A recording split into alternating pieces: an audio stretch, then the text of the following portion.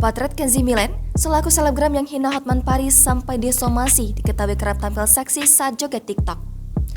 Sosok Kenzie Milen menjadi perbincangan hangat setelah dirinya memberikan pernyataan dengan menghina Hotman Paris saat melakukan live. Atas hinaan Kenzie Milen kepada Hotman Paris hingga mendapat somasi, selebgram yang diketahui kerap tampil seksi saat joget TikTok ini menjadi sorotan.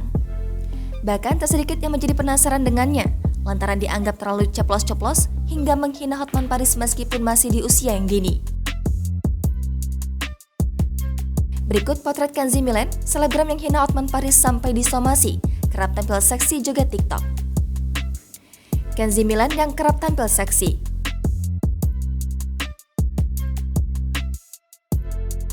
Kenzie Milen yang memiliki paras cantik dan seksi. Kenzie Milen yang berprofesi sebagai seleb TikTok.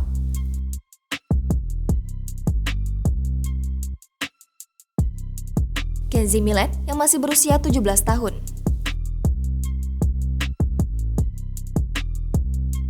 Kenzie Milen yang hobi menari dengan menunjukkan tubuh sedikit terbuka.